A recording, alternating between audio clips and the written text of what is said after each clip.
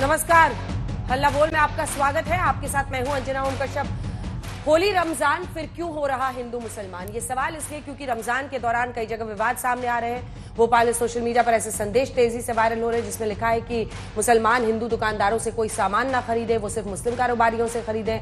ऐसे ही मथुरा में भी अलग अलग बयानबाजियां हो रही। आइए आपको अपनी ये रिपोर्ट दिखाते हैं, फिर चर्चा की शुरुआत करेंगे, क्योंकि ये तस्वीरें आपको दिखाने के लिए काफी है कि जो तमाम ऐसे त्योहार हैं जहां पर रंग गुलाल के साथ खुशियां मनाई जाती है, वहां पर आखिर नफरत का गुलाल अभी से क्यों उड़ाया जा रहा है?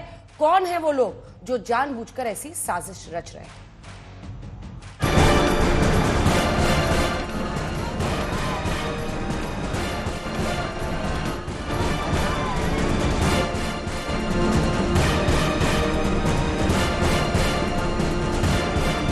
होली से पहले और रमजान शुरू होते ही हिंदू और मुसलमान वाली सियासत शुरू हो गई है। कई शहरों में तरह तरह के विवाद सामने आने लगे हैं। भोपाल में मुसलमानों ने अपील की है कि रमजान में हिंदुओं से कोई सामान न खरीदें, तो मथुरा में हिंदूवादी संगठनों ने होली के उत्सव से मुस्लिमों को बाहर रखने की मांग कर दी। ऐसे ही संभल में लाउडस्पीकर उतारने की मांग तेज हो गई है। उधर गुजरात के सूरत में रमजान में स्कूलों के समय में बदलाव को लेकर विरोध हो रहा है। भोपाल में सोशल मीडिया पर ऐसे संदेश वायरल हो रहे हैं जिनमें हिंदू दुकानदारों का बहिष्कार करने की बात कही जा रही है। रमज़ान के महीने में एक मैसेज जो है सोशल मीडिया पे जमकर वायरल हो रहा है। राजधानी भोपाल की अगर हम बात करें तो यहाँ कई मुस्लिम समुदाय के जो लोग हैं उनके मोबाइल पे मैसेज जा रहे हैं और उनसे अपील की जा रही है कि वो रमज़ान की खरीदारी मुस्लिम भाइयों से ही करें। जो लोग ये मैसेज चला रहे हैं वो मुसलमान तो कतई नहीं है, क्योंकि मुसलमान जो मज़हब है वो हमारा ये सिखाता है कि जिस देश में रहते हो उसकी मिट्टी से मोहब्बत करो, उस देश से मोहब्बत करो। रमजान पर नफरती संदेश के बाद सियासत भी तेज हो गई है। देश की सांस्कृतिक विरासत पर एक तरह से सोचा समझे साजिश है, हमला है, और हम उम्मीद करते हैं उन तथाकथित धर्मनिरपेक्ष नेताओं से कि वो इसका जवाब दे। कांग्रेस भी इसका जवाब दे, सापा भी इसका जवाब दे, बासापा भी इसका जवाब दे कि आखिर ये मुहिम क्या है। इन कुछ 10 सालों में इतना समाज बट गया, इतनी विषमता आ गई कि ऐसे ही कुंभ में हुआ। आपने देखा कुंभ में उन्होंने अपील कर दी कि कोई भी मुसलमान कुंभ में ना आए, और उसके पीछे ये आधार दिया गया कि जब मक्का और मदीना में हिंदू प्रतिबंधित हैं तो कुंभ में भी मुसलमान प्रतिबंधित है। हमने कहा ठीक है भाई। वहीं मथुरा में होली से पहले ही सियासत सराबोर होने लगी है। हिंदूवादी संगठन धर्म रक्षा संघ ने मांग की है कि होली के त्योहार के किसी भी कार्यक्रम में मुसलमानों को शामिल नहीं किया जाना चाहिए। मथुरा और वृंदावन के अलग अलग मंदिरों में होली उत्सव शुरू हो चुका है, लेकिन होली की मस्ती के बीच सौहार्द को हिंदू मुसलमान में बांटने की कोशिश भी शुरू हो गई है। हम धर्म रक्षा संघ की ओर से हमने ये निर्णय लिया है कि ब्रज क्षेत्र में हम मथुरा, वृंदावन, नंदगांव, बरसाना, गोकुल, दाऊजी सभी जगह होली के दौरान मुस्लिम समाज के प्रवेश पर प्रतिबंध लगाएंगे। होली पर्व है, इससे इन अलगाववादियों को, जिहादियों को अलग रखा जाए, क्योंकि इन्हें जब रंग से गुलाल से इतराज है तो इनकी यहाँ क्या जरूरत है। विपक्ष कह रहा है त्योहारों में नफरत का कारोबार करने वालों को जनता सबक सिखाएगी। योगी आदित्यनाथ जी के अंदर अगर अपने द्वारा लिए हुए संविधान के शपथ की जरा भी याद है तो ऐसे छद्म हिंदू नेताओं पर तत्काल रोक लगानी चाहिए। भारतीय जनता पार्टी उनसे जुड़े हुए संगठन का एकमात्र लक्ष्य है नफरत और बंटवारे की राजनीति करना।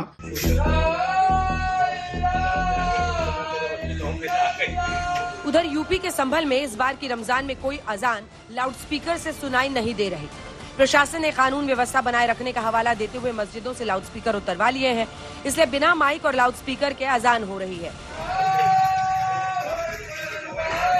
अभी तक जनपद संभल में 6 अभियोग है वो पंजीकृत किए गए हैं, 5 बैजोई में और 1 सराय तरीन में, जिन्होंने लाउडस्पीकर हटाने के लिए उनको बार बार बताया गया, लेकिन उनके द्वारा नहीं हटाए गए हैं और उनको एक बार हटा लेने के बाद दोबारा लगा लेने की इस तरीके की बात प्रकाश में आई है, तो उनके खिलाफ कार्रवाई की गई है। मैं उम्मीद करता हूं कि सभी लोग शासन द्वारा दिए गए जो दिशा निर्देश हैं, जो सभी मुतवल्ली और पुजारियों को बताया गया उसका वो एकदम अक्षर से पालन करेंगे। दरअसल संभल हिंसा के बाद योगी सरकार ने हाईकोर्ट के नियमों का हवाला देते हुए धार्मिक स्थलों पर लगे हुए लाउडस्पीकर्स को लेकर सख्ती शुरू कर दी है और मस्जिद मस्जिद जाकर पुलिस लाउडस्पीकर हटवा रही है। प्रशासन ने हमसे अभी कहा कि आप माइक लगा लें छोटा वाला, और उससे गली के मोड़ पर लगा लें, कहीं लगा लें, इससे एक माइक से आप लोगों को जगा दें और अफ्तार कर लें।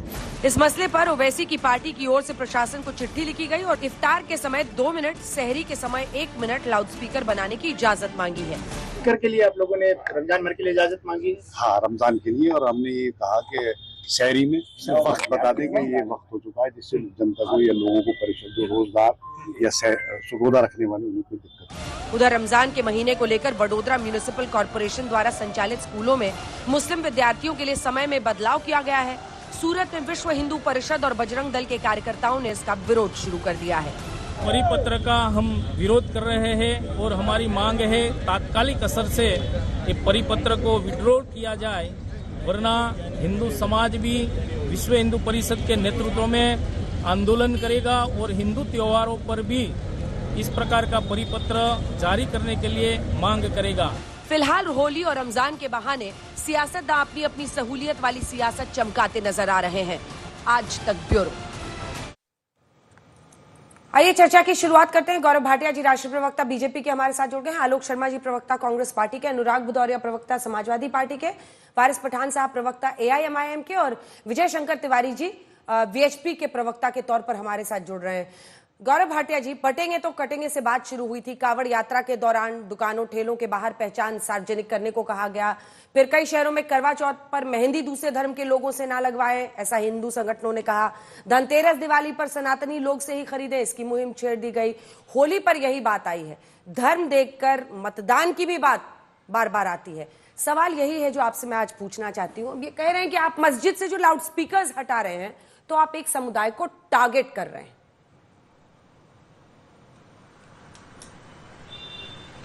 देखिए अंजना जी, मैंने ये बहुत सुना है इस तरह से जो तुष्टीकरण की राजनीति करते हैं वो लोग लाउड स्पीकर हटाए जा रहे हैं।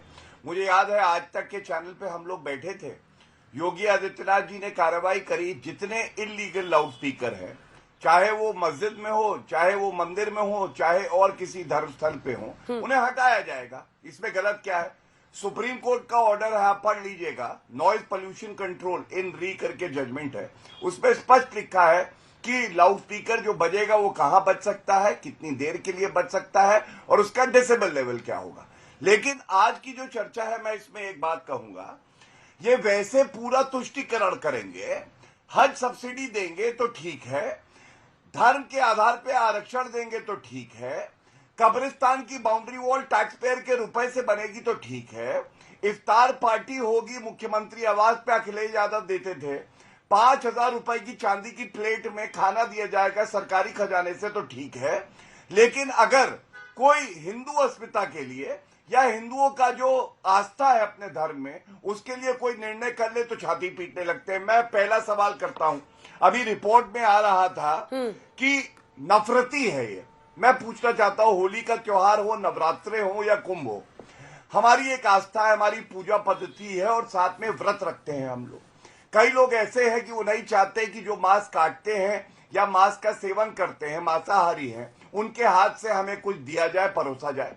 अब क्या ये सरकार को अधिकार नहीं है या किसी समाज को अधिकार नहीं है वो कहे कि भाई हम चाहते हैं कि कुछ दिनों के लिए इस विशेष स्थान पे ऐसा कोई कार्य ना हो? अगर ये कहते हैं कि नहीं ये गलत है संवैधानिक दृष्टि से, तो संविधान कहता है रीजनेबल रिस्ट्रिक्शन लगाए जा सकते हैं। दूसरी बात, सवाल ये पूछा जाएगा, जो हलाल सर्टिफाइड हर जगह कहते हैं, क्या वो झटका खाएंगे? ये सवाल जरूर पूछिएगा। हलाल सर्टिफाइड जो हर जगह कहते हैं वो क्या? खबर इस वक्त आ रही है, गौरव जी आपको रोक रही हूँ। महाकुंभ की भगदड़ पर मुख्यमंत्री योगी आदित्यनाथ का बयान आया है, हमने कठिन स्थिति का सामना किया। दरअसल अपने अधिकारियों के साथ एक बैठक वो ले रहे थे और उसमें उन्होंने कहा है कि कई लोगों ने प्रशंसा भी की, हमारे काम की तारीफ भी की, लेकिन हमें सबक भी लेना चाहिए। उस वक्त मेला क्षेत्र में 4 करोड़ लोग मौजूद थे, कोई और होता तो हाथ पांव फूल जाते। आइए आपको जल्दी से सुना देते हैं योगी आदित्यनाथ ने क्या कहा। 28-29 की रात्रि में जो स्टैम्पेड की घटना घटित होती है, यह रात्रि को 1:15 बजे से यानी 1:15 से लेकर के 1:30 बजे के बीच में होती है। उस समय प्रयागराज मेला क्षेत्र में लगभग 4 करोड़ की भीड़ रहती है और बाकी लोग, क्योंकि सायंकाल 7:30 बजे से ही मुहूर्त शुरू हो जाता है मौनी अमावस्या का, और बाकी भीड़ आ रही है, हर स्तर पर प्रेशर है, लेकिन जैसे ही स्टैम्पेड की घटना घटित हुई, विद इन 15 मिनट के अंदर पब्लिक ने स्वयं ग्रीन कॉरिडोर दिया और उन सभी लोगों को हॉस्पिटल पहुंचाने में मदद भी की। तो महाकुंभ की भगदड़ पर मुख्यमंत्री योगी आदित्यनाथ का मौनी अमावस्या के दिन के उस भगदड़ के पर बयान आया है। कहा है जिस वक्त घटना घटी उस वक्त मेरा क्षेत्र में 4 करोड़ थे, हमने स्थिति को संभाला। एक और बड़ी खबर इस वक्त की, अबू आजमी समाजवादी पार्टी के नेता हैं महाराष्ट्र में। औरंगजेब पर गलत इतिहास बताया जा रहा है। औरंगजेब क्रूर नहीं था, उसने मंदिर भी बनवाए। ये अबू आजमी का बयान आया है। आइए जल्दी से आपको सुना देते हैं। औरंगजेब पर गलत इतिहास दिखा रहे हैं। सब गलत हिस्ट्री दिखाई जा रही है। औरंगजेब रहमतुल्लाह अलैह ने बहुत सारी मंदिरें बनवाई हैं और आप बनारस में जाकर देखेंगे एक बच्ची, पंडित की बच्ची को जब उनका ही एक सिपाही सालार उसके साथ शादी करना चाहता था, उन्होंने उस सिपाही सालार को 2 हाथियों के बीच पैर बांध करके वो मार दिया और उन पंडितों ने उनके लिए एक मस्जिद बना के दिया वहाँ पर। क्या बात करते हैं, ये गलत हिस्ट्री। तो आप औरंगजेब को क्रूर शासक नहीं मानते हैं? नहीं, मैं नहीं मानता। औरंगजेब क्रूर शासक नहीं? बिल्कुल नहीं, मैं बिल्कुल क्रूर शासक नहीं मानता। छावा फिल्म दरअसल जिसको लेकर ये पूरा बवाल है और अलग अलग इसी पर लोगों की चर्चा हो रही है। ये एकनाथ शिंदे जो कि उप मुख्यमंत्री हैं, उन्होंने इस पर प्रतिक्रिया दी है अबू आजमी के बयान पर, और वो काफी गुस्से में, नाराज दिखाई दे रहे हैं। औरंगजेब को अच्छा कहना महापाप है, ये उप मुख्यमंत्री एकनाथ शिंदे कह रहे हैं। आजमी के खिलाफ देशद्रोह का केस दर्ज हो। आइए आपको सुना देते हैं। महाराष्ट्र के डिप्टी सीएम एकनाथ शिंदे ने अबू आजमी पर देशद्रोह का केस दर्ज करने की मांग कर दी है। जो औरंगजेब ने छत्रपति संभाजी महाराज को 40 दिन इनका हलाल किया है, अत्याचार किया, उनके नाखून निकाले, आंख निकाले, चमड़ी उधेड़ दी, जीभ जुबान काट दी, ऐसे औरंगजेब को अच्छा कहना ये तो महापाप है। और इसलिए ये अबू आजमी इन्होंने माफी मांगनी चाहिए, या हमारे मुख्यमंत्री उन्होंने भी बहुत ही गंभीरता से उनकी बात को लिया है। और निश्चित रूप से ऐसे अबू आजमी को जिन्होंने देशभक्त का अपमान किया है, शिवाजी महाराज, छत्रपति संभाजी महाराज, ये हमारे राष्ट्र पुरुष थे, ये राष्ट्र पुरुषों का अपमान है, इसलिए उनके ऊपर देशद्रोह का गुना दाखिल करना चाहिए। कई लोग इस पूरी लड़ाई को भी, गौरव भाटिया जी अपनी बात 2-3 लाइन में पूरी कीजिए, इस लड़ाई को भी उसी एंगल से देख रहे हैं कि हिंदू मुसलमान करने की कोशिश है।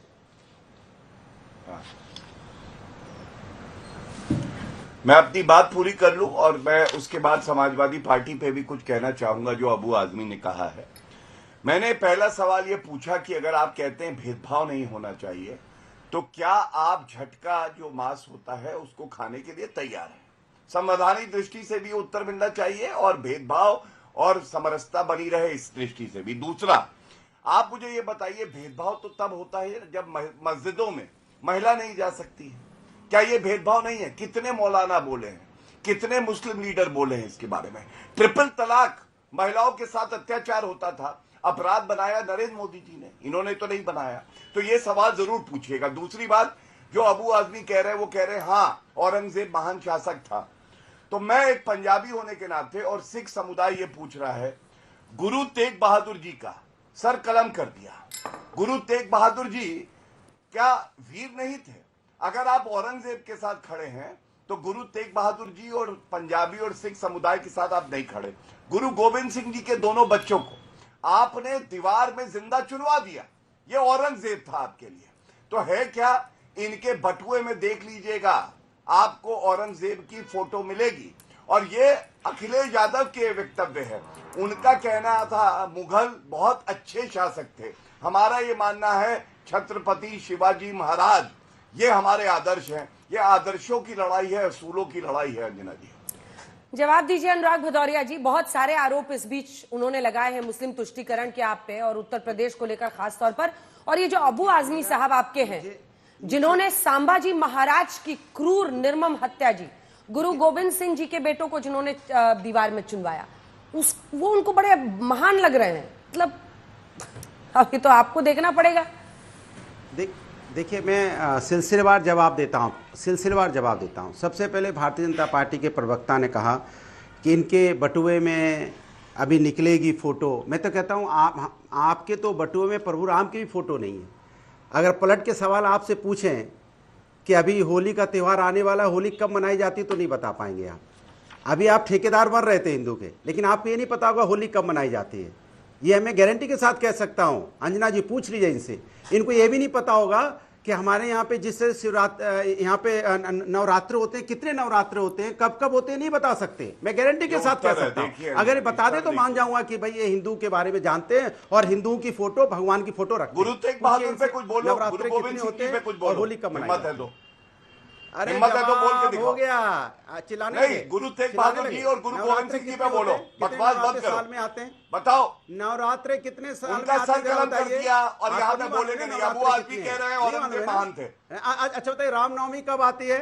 किस नवरात्र में रामनवमी मनाई जाती है, ये बताइए। चले नवरात्र तो आपको नहीं पता, हम बता देते हैं। अगर आपको नहीं पता है तो चैत के महीने में आती है, सर्दी में आए हैं, सर्दी काल में आती है। आप चैत के, आप बताइए रामनवमी कब मनाई जाती है?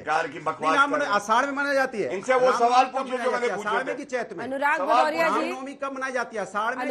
अनुराग जी पूरा पंचांग निकाल के जो आप बैठे हैं, सवाल का जवाब दीजिए। ये पॉलिटिकल विषय पर बहस है, ये मतलब टॉपिक पे आइए ना, टॉपिक पे आइए ना, विचारधारा पर आइए। गौरव भाटिया को कितना ज्ञान है हिंदू धर्म के बारे में, इससे बहस का अंत नहीं होगा। पार्टी पर चर्चा कीजिए। हाँ अंजना जी, एक मिनट रुक तो जाइए।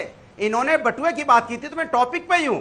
देखिए, इनको ये नहीं पता है कि रामनवमी कब मनाई जाती है, इनको ये नहीं पता। करेंगे अबू आदमी के बयान पे क्या बोला इन्होंने? अंजना जी आप बताइए मुझे, इनको ये नहीं। गुरु तेग बहादुर महान है या औरंगजेब, आप बताइए। ये सवाल पूछे इनसे, बकवास करने के लिए आता है। होली कब मनाई जाती है? मैंने सवाल जो पूछा आज के मुद्दे पे आपको, हिंदू समाज के बारे में आपको नहीं मालूम, राजनीति करनी है आपके और मेरे में फर्क क्या पता है? गुरु तेग बहादुर जी पर पूछ रहे हैं, उस पर तो बोल दीजिए अनुराग जी। राजनीतिक सनातनी है Anurag ji. Guru Tegh Bahadur ji Maharaj, Sambhaji, Chhatrapati Sambhaji Maharaj. Anjana ji Anurag ji please sir, please come back to the topic. दुनिया के सामने खोलने दीजिए। इनको नहीं मालूम है ये सनातनी राजनीतिक सनातनी है। ये जो आए हैं राजनीतिक सनातनी बनते हैं, इनको सनातन धर्म के बारे में नहीं पता और हमें सनातन का पाठ पढ़ाने आए हैं। अरे पहले होली जान लो, होली के बारे में जान लो। फागुन पूर्णिमा पे होली होती है, ये नमाज फागुन में पूर्णिमा के दिन होली होती है, इसको फागुन पूर्णिमा करवा रही है। गुरु तेग बहादुर जी और बटुए की छत्रपति संभाजी महाराज, औरंगजेब इतने पूजनीय क्यों है अबू आजमी के लिए? बोलिए ना अनुराग। 2 बार हम लोग मनाते हैं और 2 बार गुप्त होते हैं। चलिए हटाइए इनको, ये आज पंचांग लेके बैठे हैं। जवाब दूंगा। चलिए वापस। नहीं, इतना टाइम नहीं है मेरे पास, हटाइए इनको। आलोक शर्मा जी रुक जाइए। गौरव जी, आलोक शर्मा जी, आज बड़ा विषय ये है कि लाउडस्पीकर को लेकर भी मैं जानना चाहूंगी कि कांग्रेस पार्टी का क्या स्टैंड है, और खास तौर पर संभल में कोर्ट के आदेश के बाद ऐसा किया जा रहा है। क्या उसके बावजूद अगर जो वारिस पठान साहब की पार्टी है वो कहती है कि नहीं आप स्पीकर लगाइए, लाउड स्पीकर लगने दीजिए, तो क्या ऐसा होने देना चाहिए? और दूसरा जो ये अबू आजमी कह रहे हैं उस पर आपका भी विचार, क्योंकि जब औरंगाबाद को भी संभाजी महाराज न कर रखा गया तो बहुत लोगों ने प्रोटेस्ट किया, लेकिन उन्हीं के हत्यारे हैं। मतलब संभाजी महाराज की हत्या करने वाले के नाम पर उस जगह का नाम रखा हुआ था, यह भी तो अनर्थ ही था। देखिए, मुझे लगता है 2 विषय आपने लिए। सबसे पहला विषय आपने लिया अंजना जी लाउडस्पीकर से रिलेटेड। मैं समझता हूं कानून सबके लिए बराबर है और गौरव भाटिया जी ने डेसिबल लेवल और तमाम चीजें बता दी हैं। अगर आप ये कहते हैं कि भाई वो अगर एक धर्म गलत कर रहा है तो क्या दूसरा धर्म को गलत करने की इजाजत मिलती है? अगर आप कहते हैं कि साहब वहां पर इतने डेसिबल का पालन होना चाहिए तो क्या नेशनल हाईवे कावड़ के लिए बंद हो जाना चाहिए? ये भी सवाल सोचने का है। क्या वहां पर सुप्रीम कोर्ट की गाइडलाइंस नहीं है कि 6 फुट से ज्यादा प्रोसेशन नहीं निकल सकता है या कोई भी जुलूस नहीं निकल सकता है? मैं समझता हूं कि कानून सबके लिए बराबर होना चाहिए और बराबर है भी, लेकिन दिक्कत यह है कानून को अलग अलग चश्मे से सब लोग देखते हैं और बीजेपी को तो हिंदू मुस्लिम करने में मजा आता है। अब बड़ी बड़ी बातें कर रहे हैं साहब, ये होना चाहिए और सुप्रीम कोर्ट का फलाना डिसीजन और उसका ये डिसीजन। अरे भाई, आप 30 लोगों की महाकुंभ में मृत्यु हुई उसकी लिस्ट अभी तक जारी नहीं कर पाए। आप बड़े बड़े वादे कर रहे हैं, 4 करोड़ लोग वहां थे, योगी साहब 5 करोड़ लोग वहां थे, 30 लोगों की लिस्ट जारी करने में जान निकल रही है इनकी। आज का विषय ये नहीं है कि कठिन परिस्थितियों में क्या हुआ, कठिन परिस्थितियां बनाई गई। अबू आजमी जैसे लोग, इनके बिल्कुल मैं समझता हूं कि इनके लिए चारे के तौर पर काम करते हैं। इनको पूरी तरह से वो राजनीतिक लाभ देने के लिए इस तरह की स्टेटमेंट्स देते हैं। आज औरंगजेब ने क्या किया क्या नहीं किया, उससे माधवी बुच पर जो एफआईआर हुई है, क्या वो एफआईआर रद्द हो जाएगी? क्या हमने 6 महीने तक माधवी बुच के ऊपर जिस तरह से विषय उठाया हमने, मैं कह रहा हूं कि क्या आज के विषयों पर अभी हम बात करेंगे किसी पर? अबू आजमी जैसे लोग बिल्कुल मैं समझता हूं कि गैर जरूरी बयान देते हैं। हिस्टोरिकल फैक्ट हर आदमी अपने एंगल से देखता है। अगर किसी गुरु महाराज के साथ कोई गलत चीज हुई तो वो बिल्कुल गलत हुई। औरंगजेब के साथ कोई खड़ा नहीं हो सकता, ना मैं खड़ा हूं, ना कांग्रेस पार्टी खड़ी है। लेकिन मुझे केवल ये बता दीजिए कि आज उस चीज पर बयान देने से क्या रुपया डॉलर की तुलना में मजबूत हो सकता है? पिछले 10 दिन में शेयर मार्केट का बैंड बच गया। ये जो गुब्बारा फूला हुआ था, ये जो पूरा गुब्बारा फूला हुआ था, क्या शेयर मार्केट में जो करोड़ों लोगों का रुपया डूबा है, जो आज हम इस तरह की डिबेट्स कर रहे हैं, क्या उससे उनका फायदा होगा? अबू आजमी जैसे लोग आज की वर्तमान की बात पर करें, सपा वर्तमान की बात करे तो अच्छा लगेगा।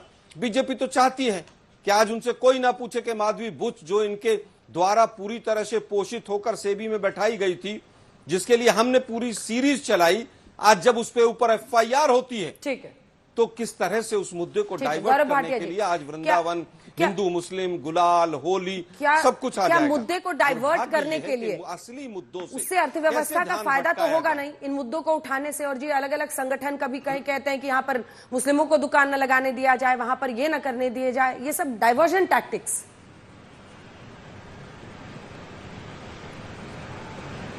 देखिए, सबसे पहले इतना ही कहूंगा, चाहे कांग्रेस हो चाहे समाजवादी पार्टी हो, जब मैंने बात उठाई छत्रपति शिवाजी महाराज जी की, गुरु तेग बहादुर जी की, गुरु गोविंद सिंह जी की, इन्होंने भी उसको बहानेबाजी में घुमा दिया। कहा सबका अपना हिस्ट्री पढ़ने का तरीका होता है, सपा वाले तो बोल ही नहीं पाए।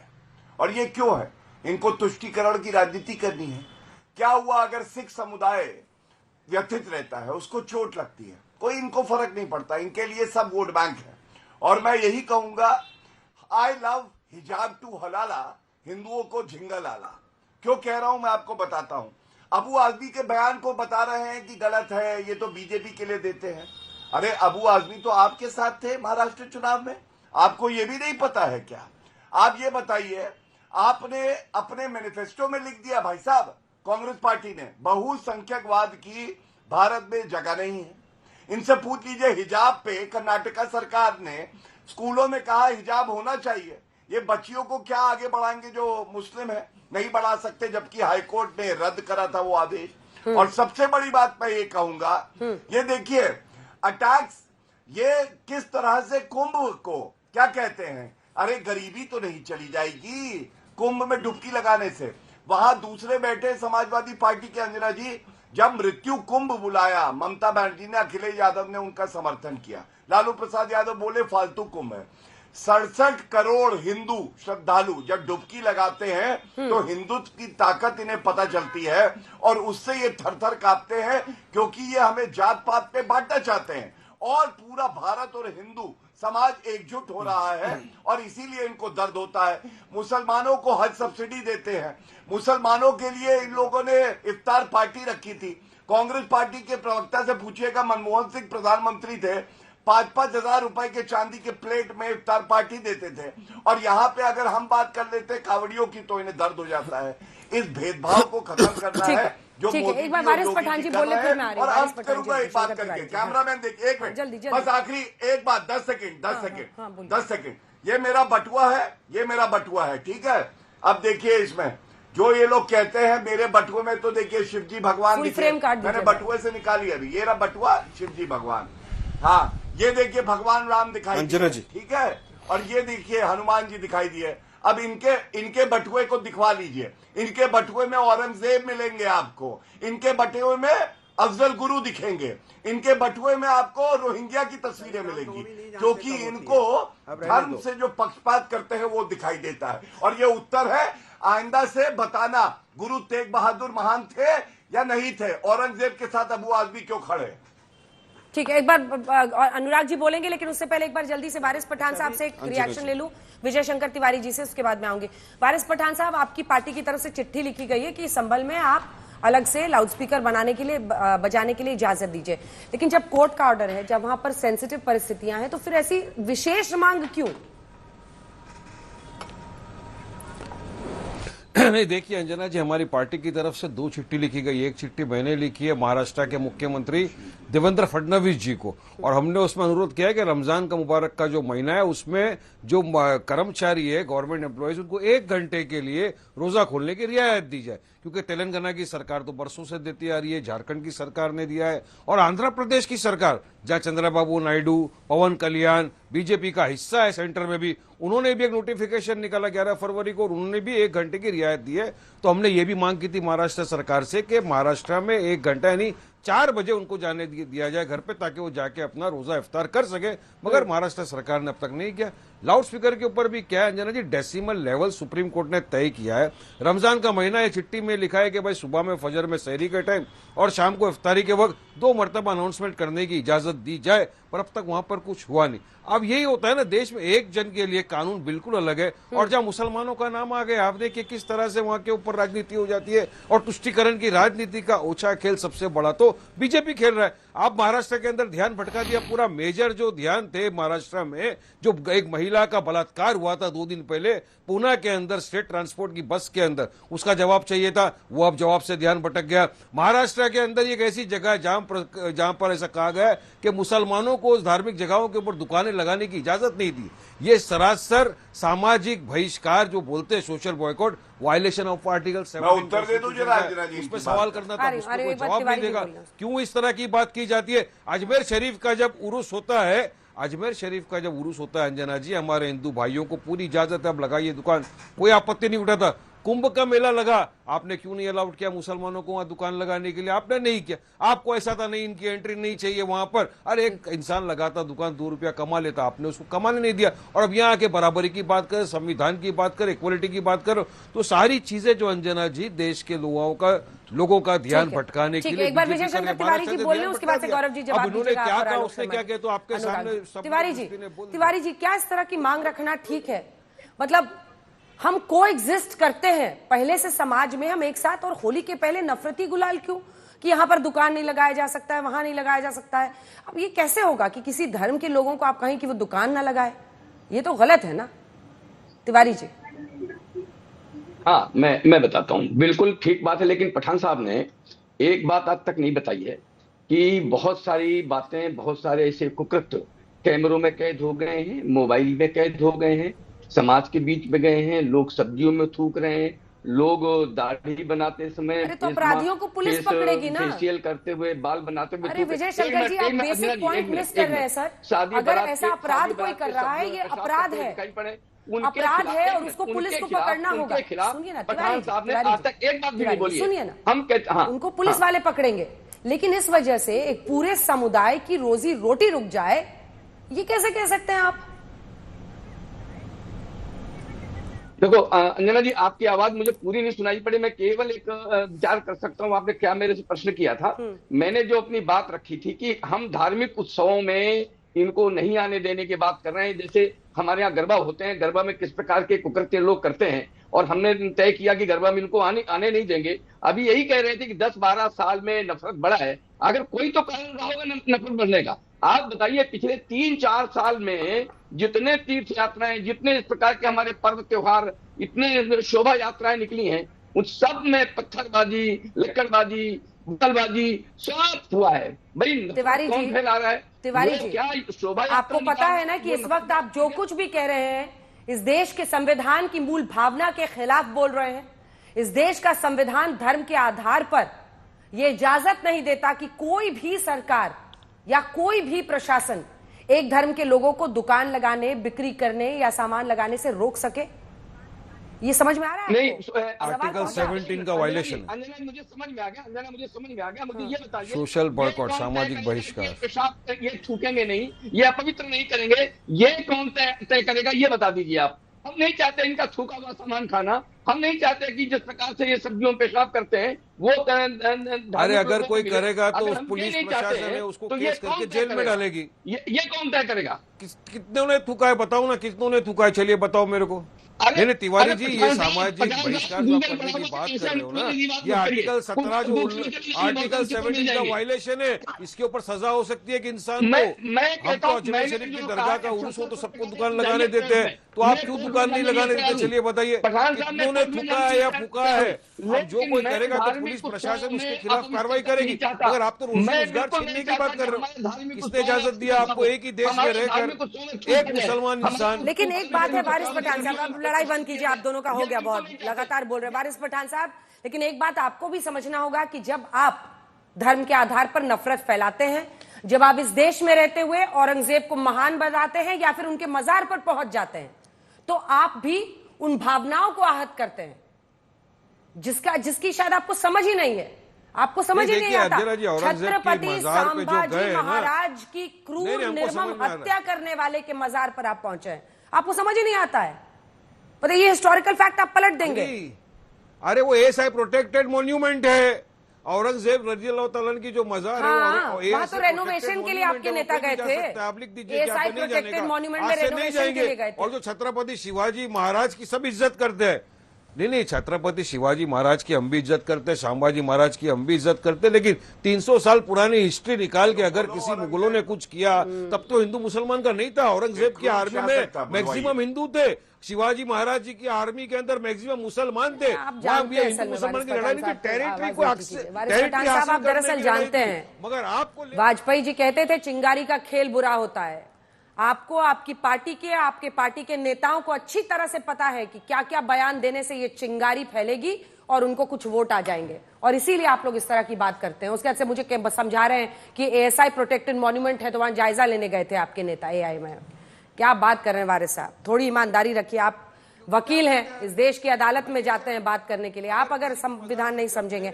लेकिन अनुराग भदौरिया जी, ये हमने कुछ फैक्ट पॉइंटर्स निकाले हैं, जल्दी से दिखाइए। बीजेपी पर जो आरोप लगता है वो एक तरफ है, सिर्फ हिंदू त्योहारों पर पुष्प वर्षा। आप पर लगता है ईद और इफ्तार की पार्टी सिर्फ बड़ी देने की। सरकारी फंड से कब्रिस्तान का सौंदर्यीकरण आप करते हैं, आप इन पर आरोप लगाते हैं। हिंदू त्योहारों पर सरकारी अधिकारी सक्रियता से शामिल होते हैं, पुष्प वर्षा करते हैं कांवड़ियों पर। तो ये जो एक के बाद एक दोनों पर ही आरोप लगते हैं वो हमने सामने रख दिए हैं। लेकिन आपका मुंह नहीं खुल रहा है मिस्टर भदौरिया अबू आजमी के बयान पर। न सिर्फ धर्म के सर्वोच्च गुरुओं के साथ जो क्रूर व्यवहार था औरंगजेब का, बल्कि छत्रपति संभाजी महाराज का भी, उस पर मुंह नहीं खुल रहा आपका, क्यों? देखिए अबू आजमी को प्रोटेक्ट करने के लिए अपनी बात क्यों पिटवा रहे हैं? लेकिन हमें बीजेपी को एक्सपोज करना, अरे बोलने तो दीजिए भाई, अरे बोलने तो दीजिए, क्यों आप नहीं बोलने दे रही भाई? अब हम गौरव भाटिया से जब बीजेपी के प्रवक्ता से उनको आईना दिखा रहे थे तब भी आप मुझे हटा के भाग गए। अरे आप मुझे सवाल पूछे, जवाब मिलेगा। सवाल यह है कि मैं लगातार कह रहा हूं कि हमने कभी नहीं बोला औरंगजेब महान है, कभी नहीं बोला समाजवादी पार्टी। समाजवादी पार्टी हमेशा समाज के अंदर में एक सौहार्द वातावरण चाहती है, वो कभी नहीं चाहती होली पे और रमजान की राजनीति हो इस देश के अंदर में। भारतीय जनता पार्टी इसकी राजनीति करना चाहती है। क्या आप कहते हैं कि होली के दिन में हम लोग क्या मुस्लिम भाई हमारे साथ होली नहीं मनाते? या मुस्लिम भाई लखनऊ के अंदर मैं रहता हूं, मेरे साथ मिलकर होली मनाते कहो तो मैं आपको वीडियो भेज दूंगा।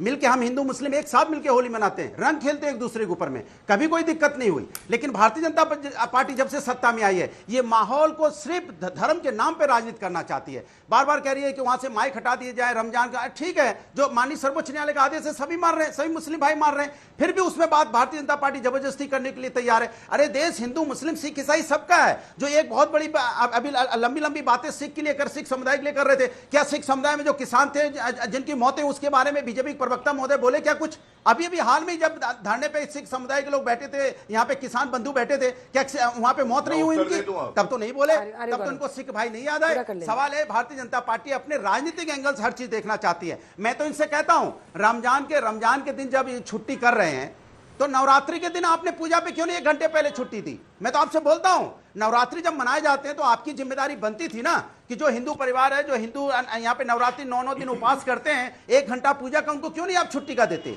किसने आपको रोका है? यहाँ सरकारें आपकी तो देश में है, क्यों नहीं आप छुट्टी देते? तब तो आप बोलोगे नहीं उस पर, चुप्पी साथ जाओगे। उसके बाद टीडीपी आपकी सहयोगी दल है ना, उन्होंने तो छुट्टी दी है ना 1 घंटे की। ठीक तो आप जवाब दीजिए, दीजिए। क्यों नहीं पूछते क्यों छुट्टी दी उन्होंने?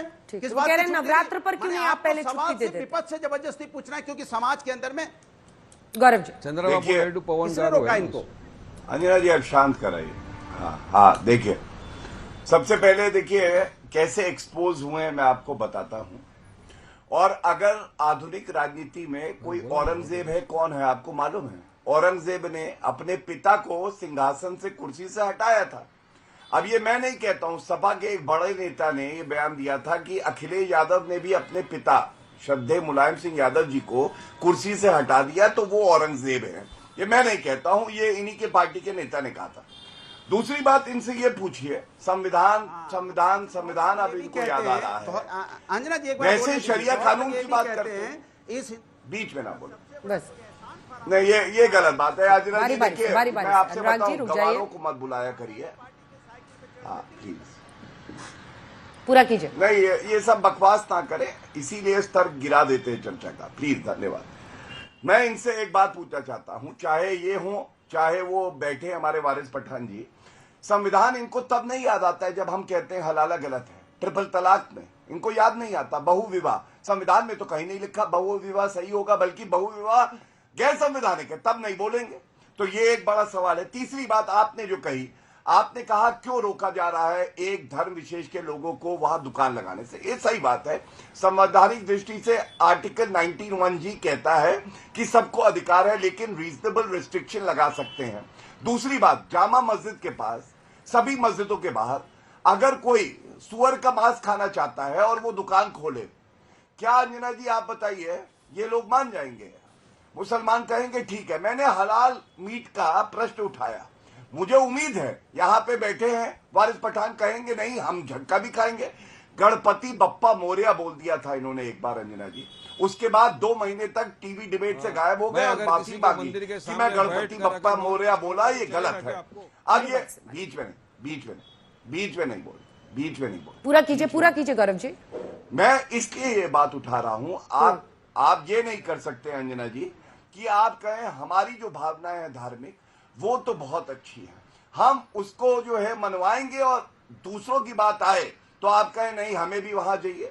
आप बोलिए कि हाँ जो व्रत का आहार लेते हैं हम उसका सम्मान करेंगे, हम होली का गुलाल भी लगाएंगे, होली खेल लेंगे, ये क्या है? गलत नहीं है, एक त्योहार है, हमारी संस्कृति है। नहीं, तब ये कहेंगे कि नहीं हमारी कुरान जो है वो पाक है और वो इजाजत नहीं देती। जब आप समाज को खुद धर्म के आधार पे बांटते हो, आपको कोई हक नहीं है यहाँ पे आके कहें कि नहीं भाई संविधान। आप संविधान की बात तब करिए जैसे भाजपा करती है कि संविधान ही सर्वोपरि है, संविधान के हिसाब से चलेंगे। और एक बात पे और बता दूं अंजना जी, अंत करूंगा, ये मैनिफेस्टो है समाजवादी पार्टी का, इसमें लिखा क्या है?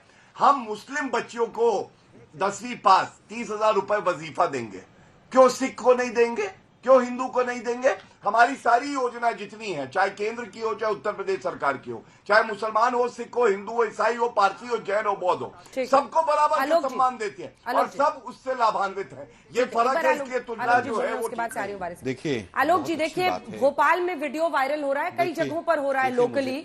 एक सेकेंड सर, व्हाट्सएप के जरिए अलग अलग जगहों पर, जिसमें रमजान में हिंदू दुकानदारों के बॉयकॉट की बात हो रही है। दिक्कत यह है कि ये जो जहर है इसको कैसे रोका जा सकता है, इस पर तो सबको कंट्रीब्यूट करना होगा, सबको समझना होगा कि अगर रमजान के लिए भी हिंदू दुकानदारों के लिए कहा जा रहा है, सोशल मीडिया पर ये मैसेजेस वायरल हो रहे हैं, तो ये भी उतना ही खतरनाक है। जाहिर है बीजेपी वाले तो ये कर नहीं रहे होंगे।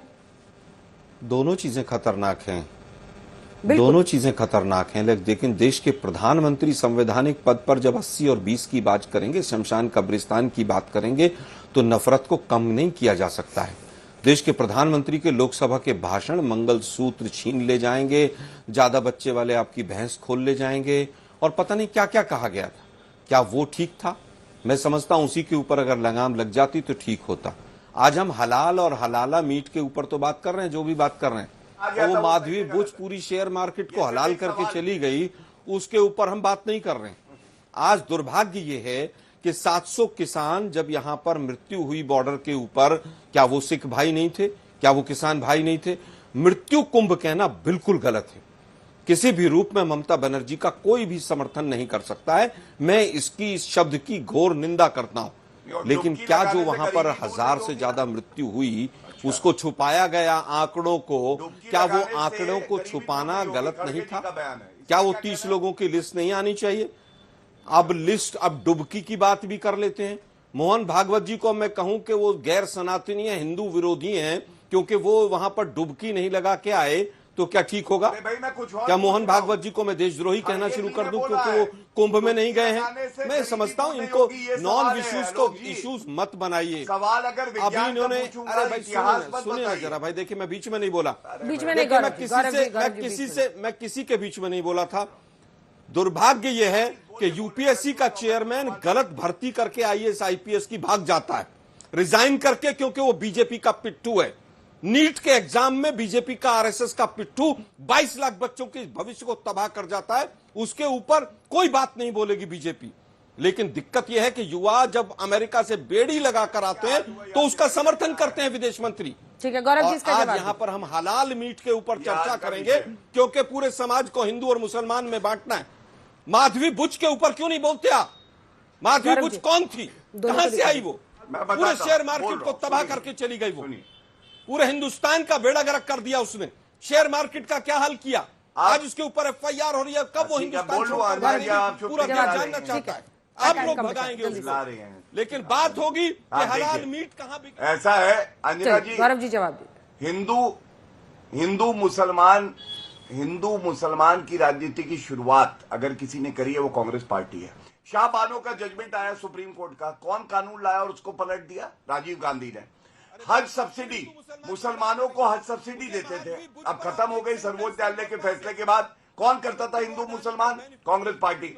कम्युनल वायलेंस बिल लाएंगे और जो बहुसंख्यक है देश में उनको बिना किसी इंसाफ के कोई ट्रायल नहीं चलेगा और सजा हो जाएगी।